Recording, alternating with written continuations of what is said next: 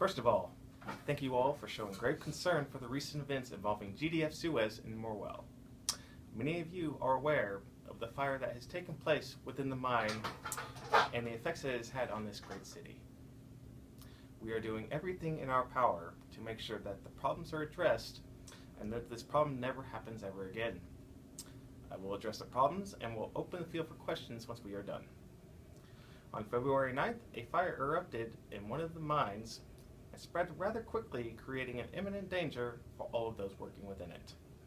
The sprinkler systems within the mine were, to our knowledge, up to code at the time and were to be activated to put out any potential blazes that could occur. However, the scale of this fire proved that the sprinklers were inadequate for a blaze of this scale.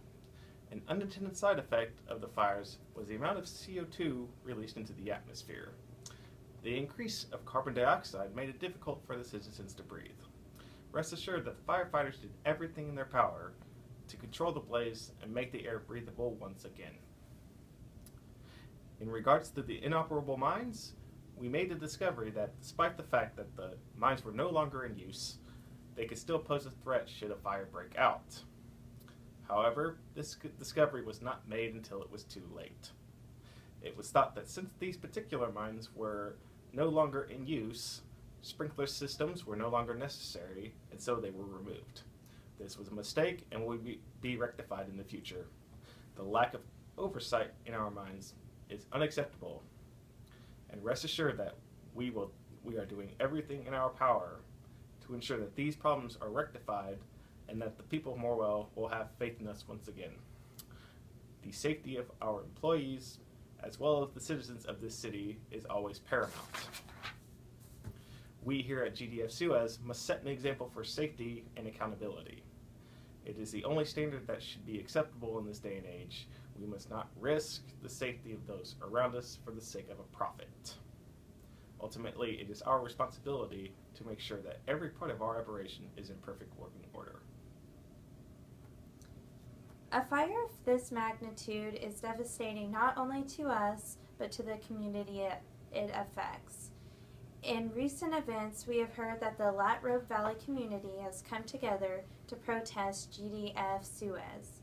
We are aware of the rough conditions the community has been exposed to, and we commend your strength as a community in coming together as one in a time of emergency. We understand that the community has felt unheard, and that is the last thing we want the Latrobe Valley to feel right now. We are supporting all efforts that are being made to determine the cause of the fire, and we hope to improve in all areas and aspects on our end. The Hazelwood mine is a key part of the state's electricity supply infrastructure, and in turn, our business is a major benefactor to the Latrobe Valley community. GDF Suez is determined to do everything in its power to make sure the mine continues to be a welcome entity within the Latrobe Valley community. At GDF Suez, health and safety at work and responsible stewardship of the environment are both key contributors to a sustainable development and therefore central to our core values. Our mandate is simple and clear: to limit any harm to people and the environment that might arise from our activities.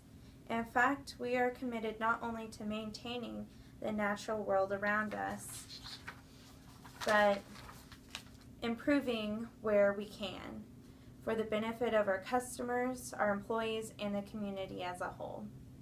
To achieve our goals, a necessary balance between ecological, economic, and social requirements must be maintained. These continuing efforts are codified in the GDF Suez Health and Safety Charter and the GDF Suez Environmental Charter.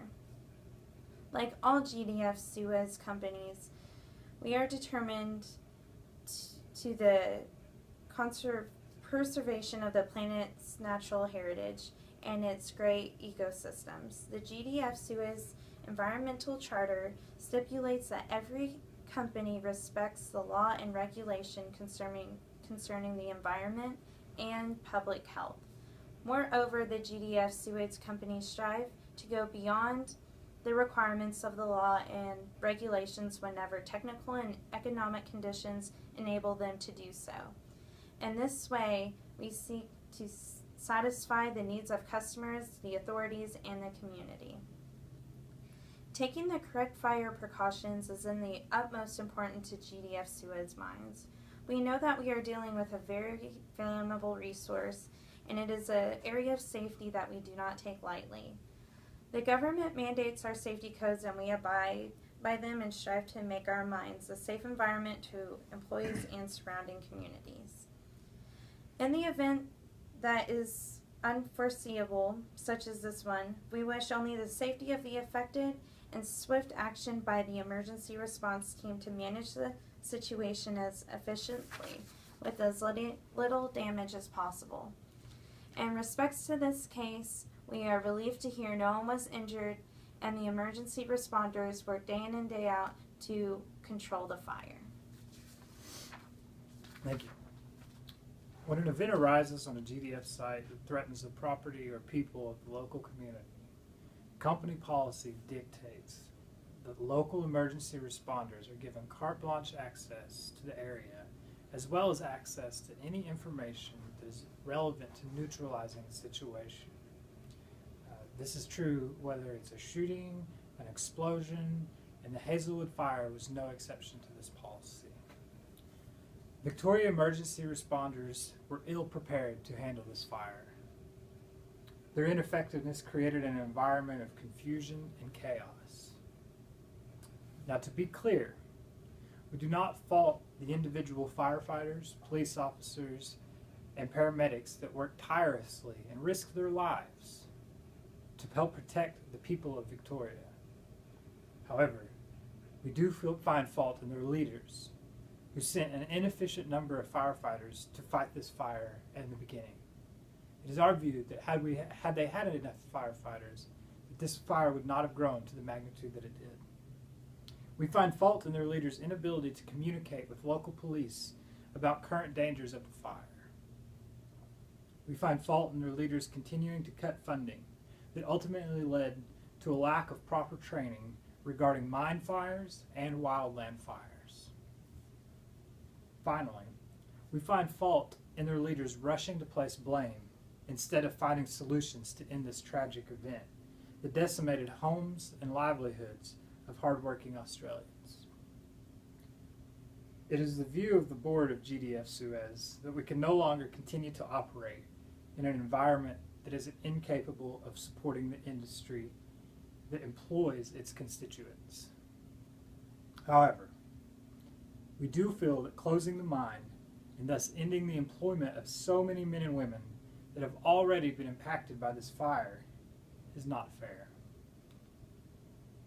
So we will continue our operations only upon the state government accepting our grants worth more than $20 million and earmarked to provide a new fire station for Morwell, 20 new firefighters at that station, and yearly firefighter training specifically for wildland and mine fires. GDF Suez is willing to also pay $2 for every $1 that the state of Victoria pays in fixing property damage done by the fire. We're now open for questions.